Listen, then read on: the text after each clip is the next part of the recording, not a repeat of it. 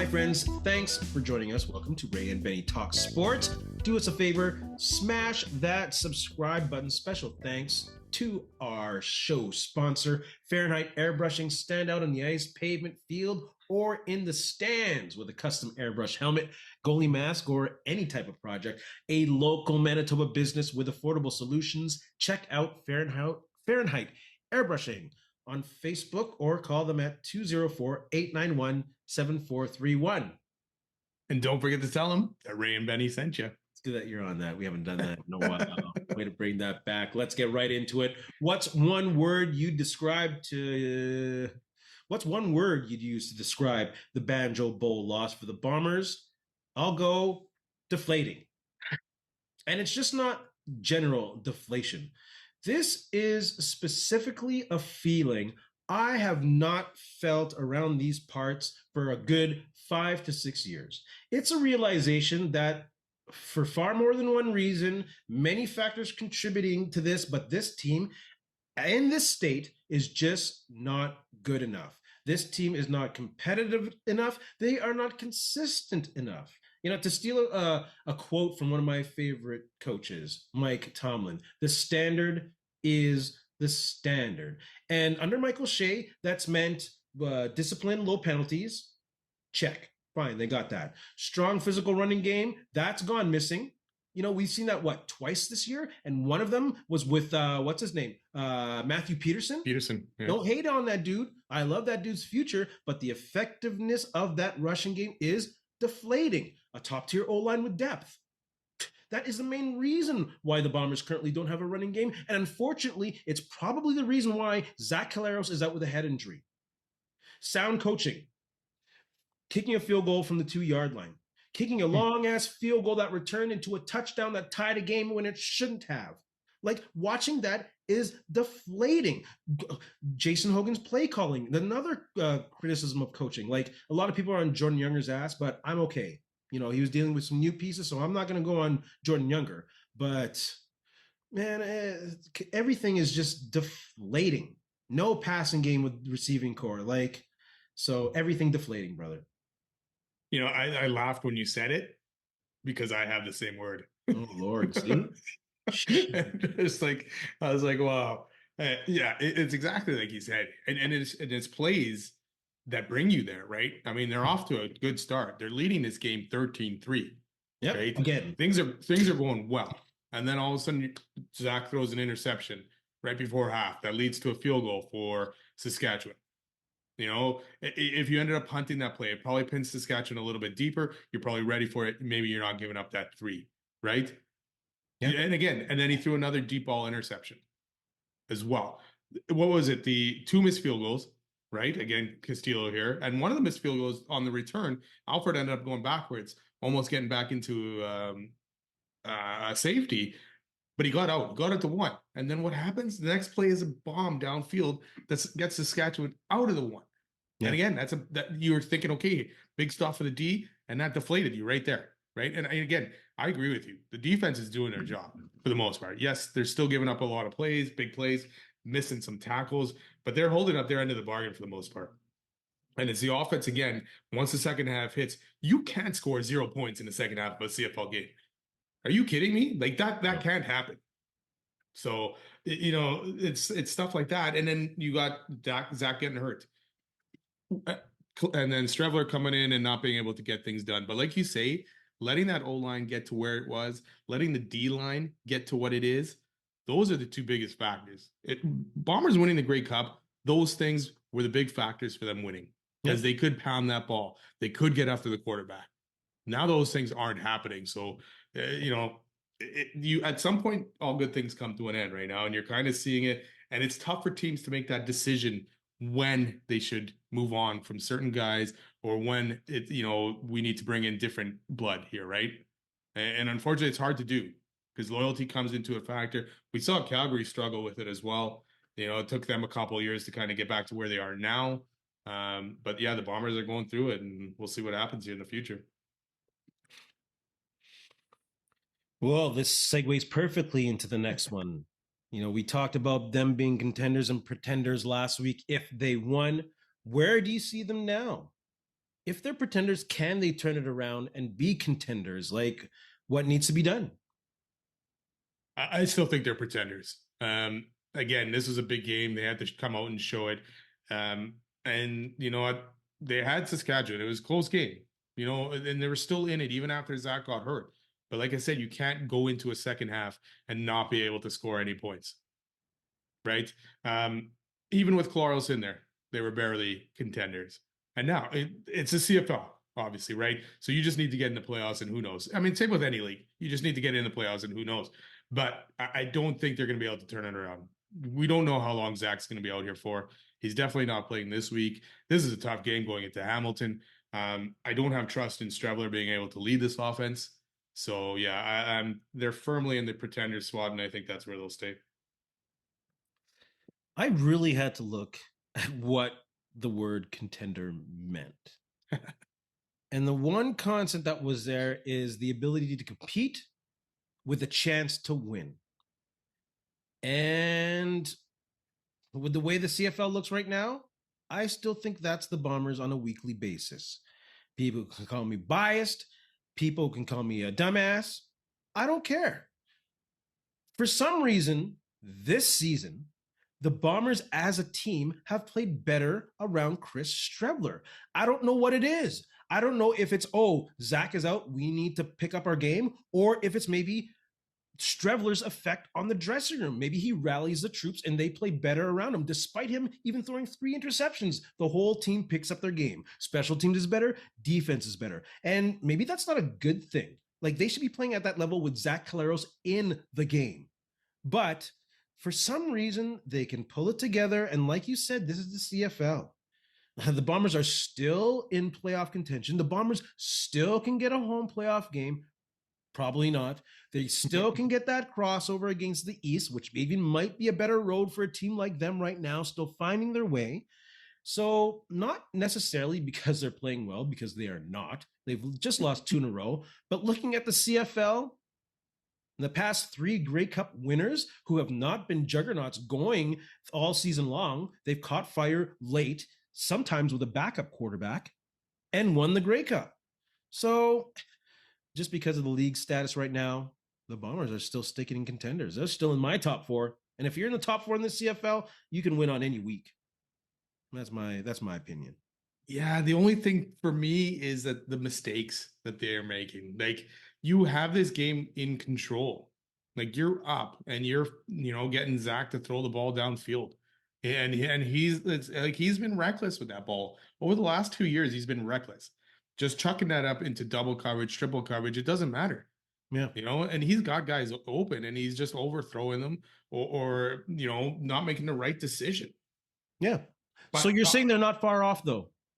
no, obviously, no, they're not far off.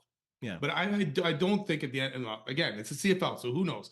You know, I've seen the Bombers lose to, obviously, the last few Grey Cups, losing to a lesser opponent, and other times in the past as well. So, I mean, anything can happen, you know, and they still got 6 games here to turn things around and get on a bit of a streak. What did Montreal do? They won their last 8 a couple years ago, right?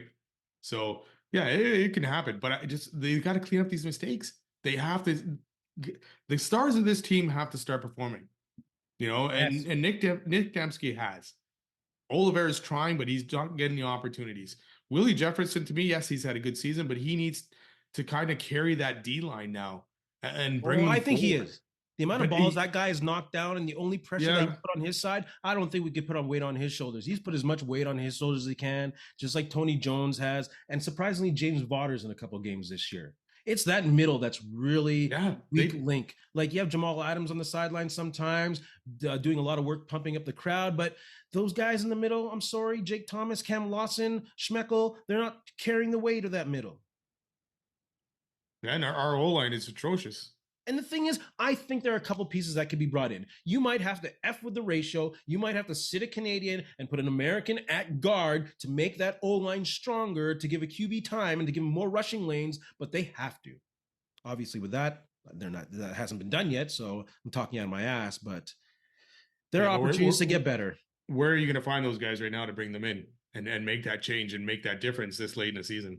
I think NFL cuts and Americans are much easier to find. That's why you have to be able to mess with that ratio. You have to be willing to take a Canadian out, possibly an old Canadian who's not playing up to the standard, put an American in, and sacrifice maybe an American on the secondary or some other side, because that O-line is important. You're not going anywhere without a good O-line in the CFL. No, no good O-line, no good D-line. You're not doing much. So, what is the number one thing plaguing the Winnipeg Blue Bombers? Like, I don't think I have to go on. Clearly, my opinion is the O-line. Like, can't really go off on them anymore without being a mean ass about it. So, like I said, you might have to bring an American in, mess with the ratio on some other end, but they need to upgrade and fast. Yeah, and mine was kind of the same thing I just talked about, turnovers. Like 4 turnovers in this game at least, and I know one was the last interception, last play of the game. And only 1 interception back the other way for the Bombers. And that's been the case this year. They're losing the turnover battle every one of these games. Yeah. And then the sad thing is they're in control of a game when these turnovers happen. They even get the Labor Day game, big turnover against Saskatchewan. They don't score that touchdown, right? And then Saskatchewan gets the same kind of turnover, and Saskatchewan scores that touchdown. I mean, Saskatchewan had 10 points off of turnovers in this game at least, right? Yeah. So it's the turnovers and the mistakes. Second half struggles, especially on offense, and then missed tackles start to happen because I think the defense is starting to get tired because they're on the field too long. And they're trying to make plays. Yeah, because you look at the splits of these games, right? The offense does well in the first half. The defense is doing well. The offense starts to do bad in the second half. The defense slowly starts to start making mistakes because they've been on the field way too long. So, those things need to really be cleaned up. And I don't know if the message is not getting through to some of these guys. And the motto of the Bombers that used to be there for the last few years is kind of fell by the wayside. We'll see. You got some people online calling for management and Coach O'Shea to be released. That's just stupid. I'm not there with that yet at all. They're definitely getting. To me, it'd have to be at least another season and see where that goes. We'll see what happens with Walters in the offseason and all that stuff. Well, that's the thing. I'm not even talking about that now. How should the Bombers deploy Demario Houston? That's interesting at this point. Do they need to? Really? But I mean, looking at that second, I mean, the defense has played decent to me. We're just talking about their lack of turnovers, and this guy creates turnovers. We need this guy, I think. Yeah. You're basically the only thing I can see on that back end would be maybe Vaval, because then at least it lets Vaval concentrate on kick returning, punt returning, which he's still done all right with, but hasn't looked dangerous. Yeah. Right. So maybe you throw Houston in that spot and let Vaval just focus on returning. Like, so, some of y'all know I'm a huge Steelers fan. So there's a huge part of me that would like to see him deployed like the Steelers are using Jalen Ramsey currently across the defense situationally. Sometimes you take out your linebacker, put him in as a dime back. If you need another defensive back, sometimes put him in as a free safety. If you had to take the linebacker out, put a safety back there. If you need an extra man in coverage, sometimes put him on the line as a counter. Sometimes put him in the slot as a halfback. I think with his athleticism and the way he creates turnovers, you got him put him all over the field, especially against Bo Levi Mitchell, who has seen it all. So when you see Demario Houston there, you're like, what the fuck are they? Sorry, what the hell are they playing? You see him back there. It's like, what's happening now? And then maybe blitz. I think you just use him like a Swiss Army knife. Put him all in places to make plays, see if he can create turnovers. That's the way I like to see it as a Steeler fan. Yeah, you just got to take, who are you taking out, really, I guess, right? Avo one play, take out Cramdy one play, take out. No, like even out of the lineup, because some of these other guys, like even like Ball and that, they would be playing special teams too, right? Yeah. So you're going to have to make a few changes there if you're bringing Houston in. That's a good way to get a guy into game shape, put him on special teams, run up and down the field. Will Houston do that? I guess he'll have to if he wants to play. Choice. Yeah. On a Mike O'Shea team, you better play your role if you need him there. Next man up, right? Yeah. Or is that falling by the wayside too? I don't even know. How do the Bombers move forward if Zach isn't available short term and long term? Well, short term, what do you see? Yeah, I mean, I guess Chris Streveler is going to be starting again here. I'm at the point, if he struggles, I'd like to see what Terry Wilson can do at this point. If he comes out in his first half against Hamilton, whose defense is okay, right? Who's given up a lot of yards to guys. So he should be able to at least sling the ball a little bit or get some success with Oliveira on the ground. So, I mean, if he can't do that, I would definitely love to see what Terry Wilson could do at this point. Because if you don't trust Terry Wilson at this point, why do you even have him on this roster still? Absolutely. You should have moved on and brought some other guy in, or even kept Shea Patterson or Jake Dogala or something like that instead of Wilson if you're not going to trust him. I think Terry Wilson has to be a huge part moving forward. And I don't know if they're even looking at it or thinking of it, but I think they should maybe experiment with a 2 QB set, not 2 QB formation, but playing 2 QBs in the game. The first reason being, get Wilson some active snaps, get him in the game, really see what I don't even know what his skill set is, to be honest with you. I have not seen enough. Obviously, they have, but I can't say, can any fan say that they've seen enough game tape to know what this dude can do? Yeah. Like, let's see what the skill set is in the short term. Give the defenses something that they haven't seen before. Like, I know they're still in the mix. They're still a contender. You don't want to mess around with the playbook a lot, but hey, until the long term, what's his name comes here, Tyler Elgersma, because that's probably long term if you think about it. Yeah, play the 2 QB system. Yeah. You'll throw something at Hamilton that they haven't seen. And you know what? Like I mentioned before, there's something about this team that plays well around Streveler. Something about it. So obviously Streveler's short term, but throw some Wilson in there purposefully. Don't wait for Streveler to get hurt. Have some Wilson formations in there. Just for the way the game was going for Streveler there against Saskatchewan in the Banjo Bowl, I probably would have put Terry Wilson in at some point. And I didn't know the game was close, so you still had that opportunity, even at the end. Get that touchdown on the Hail Mary, and it could be a tie game after that. But yeah, I think you had to maybe see what Wilson can do. Streveler had 40 yards, passing, and 2 interceptions, 2. Well, yeah, I'll let the last one go because it was just a Hail Mary. But at least, 1 pick, and it wasn't a very good pick either, right? No. He overthrew his. I don't know if he got hit or what the heck, but that throw was bad. So frustrating. With Zach Collaros, Tris Streveler going into the game as a starter. Let's move on to the Bomber blueprint. What needs to be done? Offense, defense, special teams for the Bombers to get out of Hamilton with a win. Let's start on out of Hamilton. Yes, right. It's in Hamilton. Let's start on offense. We'll say this every week until they get it going. Get the running game going. Play the heavy set. Hamilton gives up over 100 yards rushing per game. They give up the largest average per carry yards at 5.5 per game. They give up the second least amount of 30 plus big play passing yards. So you got to just beat their ass down and find the short passing game. Now, I don't know what happened between Labor Day and the Banjo Bowl, where they saw a 6'3", 200-pound target and go to him 4 times for 85 yards, and next week they give him 1 target. What kind of sense is that? Get Kevin Clercius involved in the game. This has to be a big game for him. They're not going to put 2 eyes on him. Those doubles are going to be on Dembski and Wilson. This guy's got to be open. Go to him, please. Yeah, like you say, just chip away at this Hamilton defense. Don't try to force anything downfield that you don't need to. Chip away, take the space that they're going to give you, take the yards that they're going to give you. Again, Brady Oliveira, get that bully ball game going. Because with Streveler in there, the passing game is not going to be as crisp. Yes, he had a very good game against BC. But in times that he's come in relief of Zach Collaros, he has not looked good. So yes, now he has a whole week here to get prepared, and hopefully he does that because Hamilton D has given up the yards. Yes, they shut down Montreal, but that was Montreal's 4th-string quarterback in there, right? Yeah. So get after them. The only scary thing again to me is the way Bombers have played in Hamilton over the last few years. Yes, they won last year, but they have come out of there struggling. And this is a big game. Yeah, like you can't. Edmonton and BC are right on your heels, right? Yeah. That crossover is also there that could get away from you, depending on how some of the games go this weekend.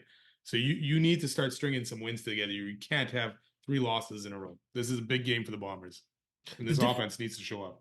Yes, the difference with the other games going into Hamilton is in those games, the Bombers were expected to win. It was always a concern. Hey, are they playing down to the quality of the caliber of their opponent? And they always did that going into Hamilton. But this time, Hamilton is definitely the favorite.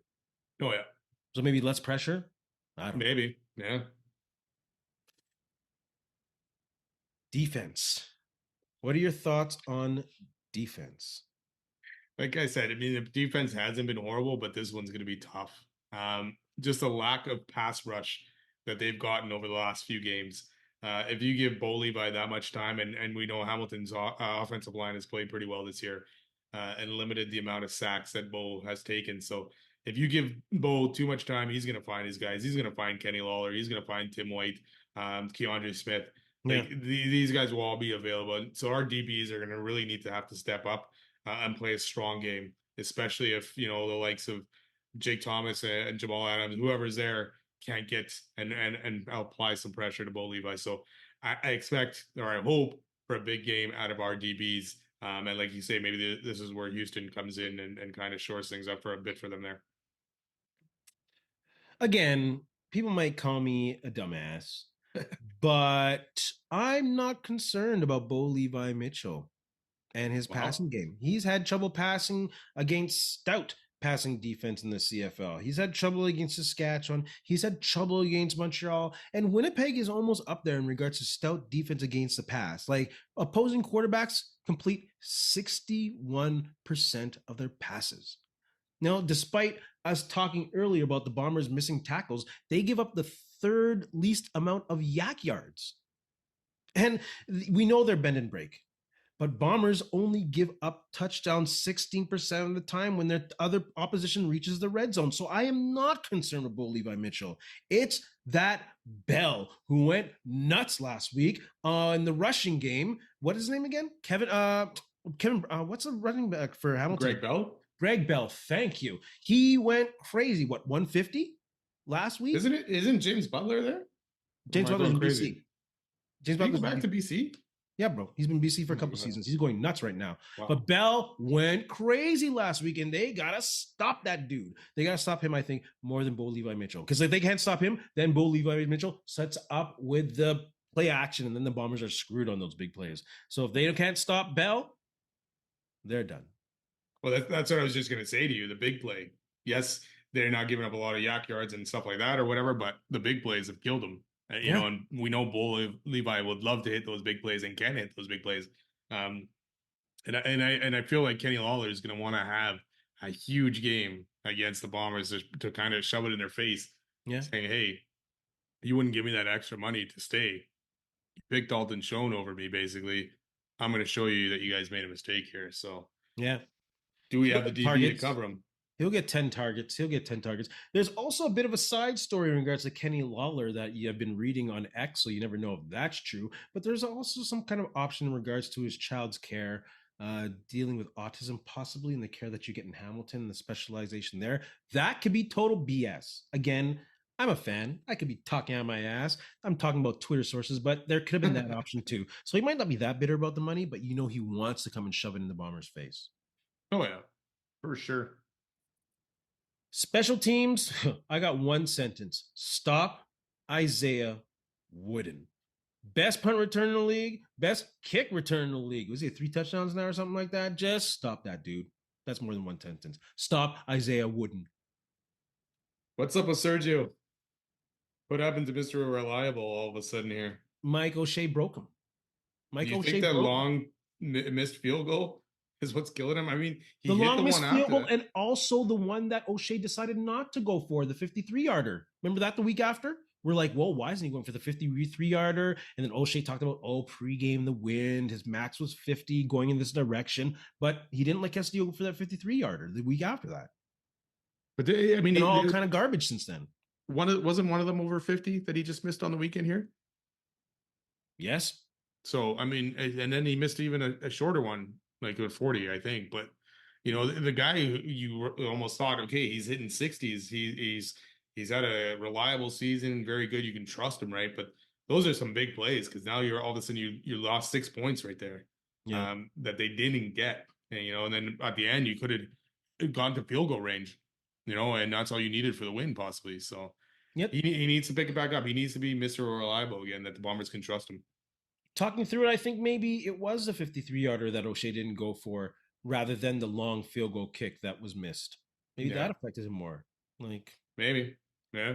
It's wild the swing he has taken over the last few weeks. Bomber fans, put your comments in the comments section below, and also do us a favor, Bomber fans, CFL fans, because we're moving into CFL talk. Smash that subscribe button. Helps the channel grow. Thank you so much. CFL talk. Thoughts on Maple Leaf Sports Entertainment and the Buffalo Bills partnership.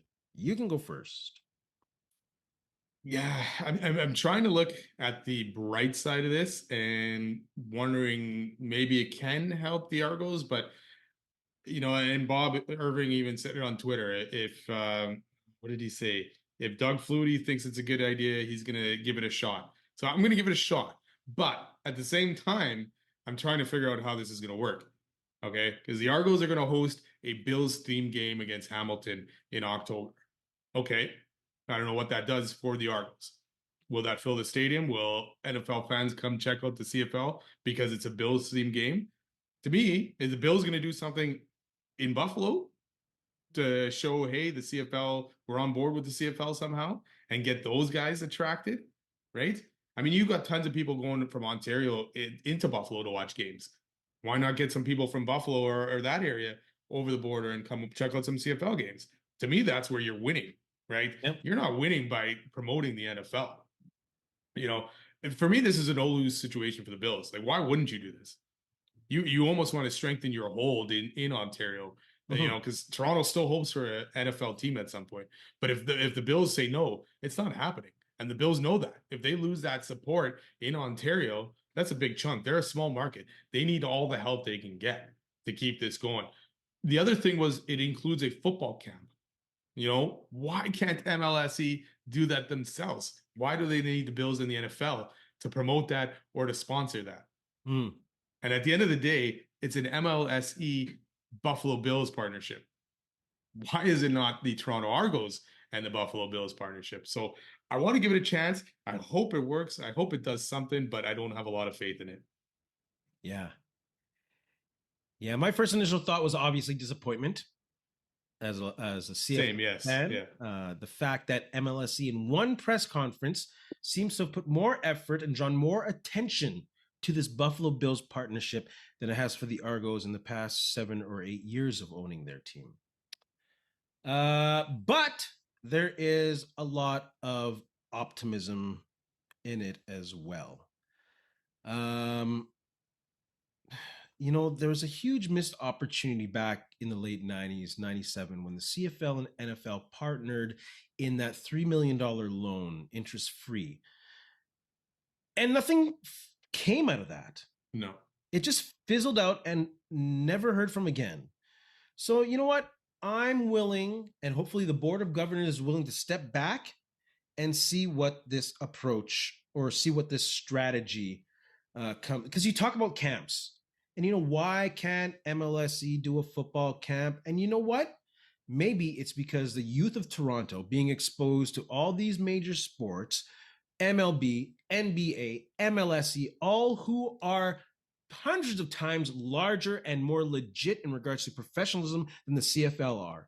Those are the leagues that Toronto youths are growing up on. CFL is minor league. I'm not joking. CFL is minor league in that city and maybe outside of Hamilton inside that province. So maybe this partnership will raise up the value. Like Flutie says, everything the NFL touches turns to gold. Well, let's see, because not even just all year, the past few years, all we can do is shit on Toronto for not putting in the effort. Well, this, if anything, is the ultimate effort. Ideally, as a fan, I would love it if Toronto was able to next year go into Buffalo, have a bit of their training camp in that new gosh darn stadium, and have an exhibition game in that Buffalo Bills stadium. I don't care if the field is smaller, put your CFL game on that big field. You have 64,000 season ticket holders in Buffalo that could just walk into the stadium and see what the stadium is like with a different football product, getting ready for the NFL. Bring a little of that. Maybe you draw some people and maybe you don't, but at least the effort is there. That's a big dream, maybe, and will not happen, but it's a possibility, right? These are the possibilities that are open now. Maybe it opens more regional partnerships in the CFL. Like, we know because of our feeds, there are too many gosh darn Viking fans in Winnipeg. But imagine that kind of partnership and what will that do for youth, maybe, and sports popularity. Like, the Bombers are hot now, but imagine if they start sucking again and they Yeah. need a little oomph. Imagine that partnership. BC has a natural partnership with the Seattle Seahawks, your favorite team to hate. So Yes, got you exactly. there. So, Yeah. there's It's like what? partnerships, Saskatchewan and Green Bay, small market, community owned, they wear green. Maybe there's something there. So I'm trying to be as optimistic as I can, but still I hold a lot of disappointment for MLSE not putting this effort before. Because like people said, there were hundreds or maybe a little less media for that press conference when they get nobody for their practices. Yeah. That's Yeah. disappointing as a CFL fan, but hopefully optimistic at MLSE is trying now. They're trying, I hope. Yeah, I agree with you. I just wish there was something kind of happening on the other side of the border that would attract some American fans to check out the CFL. Yeah. Like some kind of bus tour or something, even bringing them over, right? Because I mean, yeah, you're trying to attract fans in Toronto, but you got to just bring fans from all over, and it's not a far drive from Buffalo or the border there to get to Toronto. So, hopefully it expands and hopefully it gets better. But yeah, willing to give it a chance and see where it goes. We want this league to have obviously a long life. Like, I can't imagine football without the C. I probably won't even watch NFL for a while, man. If the CFL folded, I would be a mess. I'd be a mess. Oh yeah, for sure. And you know what? The CFL needs Toronto. It needs it. Yes, So absolutely. Like, the league will be profitable if Toronto is a success. The yeah, Bombers in Saskatchewan can keep their money, not having this. Like, come on, there's so many good things about Toronto being a successful market. They got to yeah, try everything. exactly. So I'll cheer for it. MLSE. What is, despite this, what we just talked about, what's this week's CFL high? Oh, no. Did I say hot topic? That's later. What's the CFL's high stakes matchup and why? I'm going to go BC Ottawa. BC must keep pace with the Bombers. Bombers have lost 2 in a row. The Lions have to be at the head of the Bombers to qualify because the Bombers have the season series. And BC also needs to stay ahead of the Red Blacks and Argos to qualify for the crossover. In Ottawa, they just always need to win every week because they're sad. So that's my matchup. Sorry, that's my matchup of the week. I love Bobby Dice. I'm just saying, Ottawa. Come on now. Yeah, I totally. And BC's been all over the place, right? They look Oh, good one week beating Hamilton, then they look bad the next week, and they've been up and down all over the place. I'm going to pick the other one because I do agree with you on Ottawa and BC, but I'm going to go Edmonton, Toronto. Same kind of situation, right? Toronto lost, and that crossover is going to be coming probably pretty clear. If Toronto and Ottawa both lose this week, that crossover spot is probably going to the West, or it's very close to being going to the West. But yep. that also then Edmonton win keeps them on pace with BC, who if they win, and the Bombers if the Bombers lose, right? So all those teams are now tied, and Edmonton still has the opportunity to take the season series against the Bombers. I don't know how much they've played BC yet. I can't remember off the top of my head. So, that West could be interesting. And if all those teams, if Edmonton and BC win, say the Bombers lose, all those teams are 6 and 7. Yeah. Right. And Yeah. so now you got 3 teams in contention, not only to make it in the West Division, one's possibly making it also in the East Division. So you got 3 teams fighting it out there. Man, so much weight on every game. Like, next week, every game is going to have the same amount of stakes. Yeah, it was a big win by the Elks over Calgary this past week. I know, eh? Yeah. Damn, it keeps Calgary in grasp as well. Yeah. Despite the MLSE Buffalo Bills talk, what's your CFL hot topic going into week 15 of the CFL season? For me, it's got to be Milt's comments and concern for the health of Zach Collaros and the pushback he got from Mike O'Shea. Personally, you have 2 Bomber greats. They're both Bomber legends. O'Shea already for sure. And of course, I am concerned with Zach Collaros' health. And if he's cleared, I'm all for him playing. But the coaches and O-line have to be on high alert. No mistakes can be made to keep this man upright.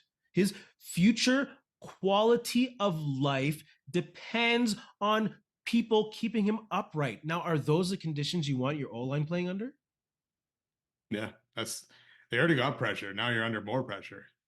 I'm not going to argue with you because I had the same thing. So that's my CFL hot topic as well. I see where Milt's coming from, right? He sees a guy getting multiple concussions over his career. The guy's already at the tail end of his career. He's won Grey Cups. He's put up numbers. He's a Hall of Famer. There's nothing else for him really to prove, right?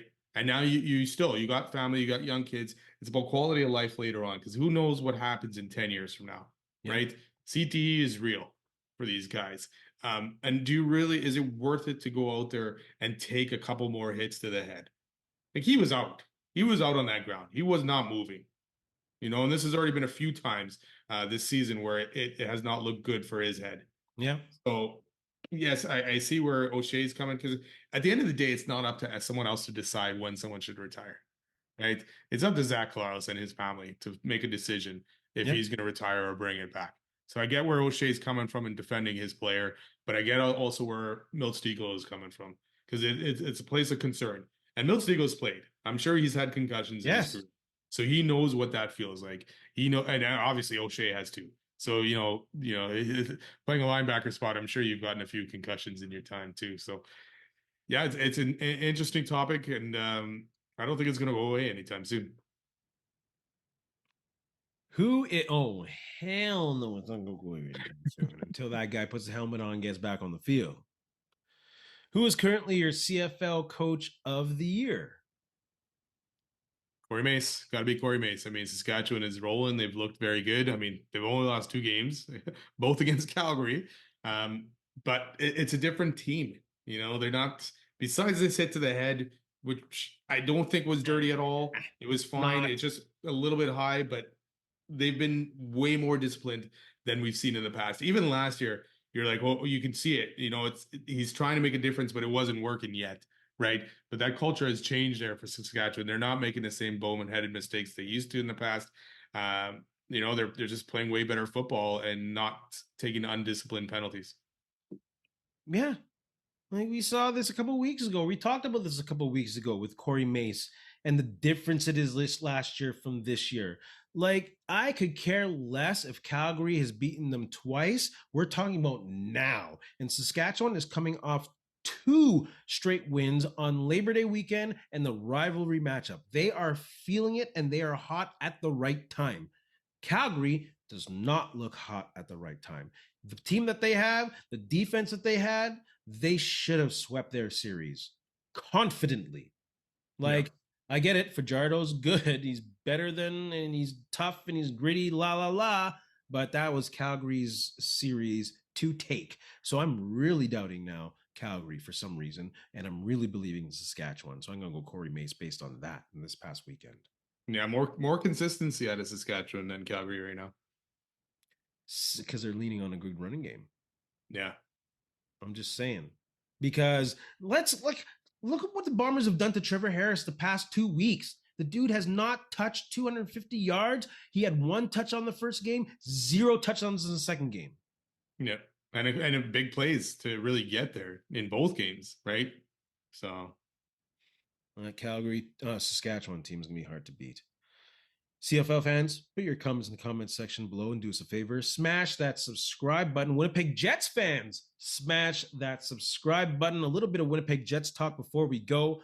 Where does Johnathan Toews fit? In my opinion, where does he fit? He probably should fit on the 3rd or 4th line, but I really think he's going to end up getting that second line shot to be a center for the Winnipeg Jets.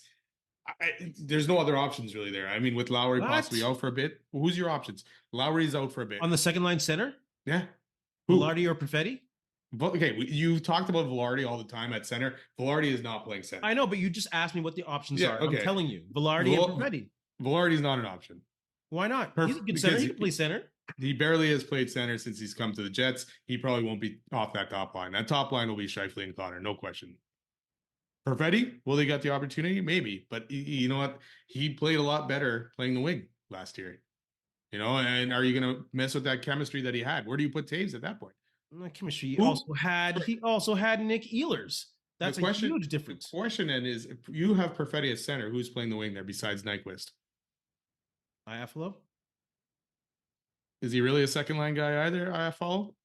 Follow played great 1, 2, and 3 last year when He injury came played too. he played great at times on that top line, but he couldn't consistently keep it going on that top line, Of course, especially but you got to when give the Velarde was guy out. time. But we're talking about relief right now because you know the lines are going to change when your boy Adam Lowry comes back. Yeah. So why not push Iafalo up? Because you know he can play that. I would put Iafalo over Nyquist, to be honest with you, until I see. That's me. Nyquist is not going lower than a second line at this point. You didn't sign the guy to play lower than that. True. Yes. But you know me. I need to see with my eyes this chemistry with lines. It's not just about high salary and who has skill. I like to see that chemistry. And I really thought actually Iafalo was good on that second line. But again, that was with Ehlers. Yeah. So that's the thing. You don't have that. You don't have Ehlers. So you got Iafalo, Perfetti, and Nyquist is your second line, right? Yeah. So then you got Lowry. Why is Mike drawing a blank? Niederreiter. And then who's the new guys? Is Chibrikov getting in there? So you at this point you're putting Johnathan Toews on the fourth line. They might be running Barron, Kupari, and Kopke on the fourth line. Kupari's gone. Kopke. Yeah, I know, but you said Kupari. Kupari's out of I didn't say Kupari. I said Kopke. You did. Oh, you know what? Good thing we're recording this.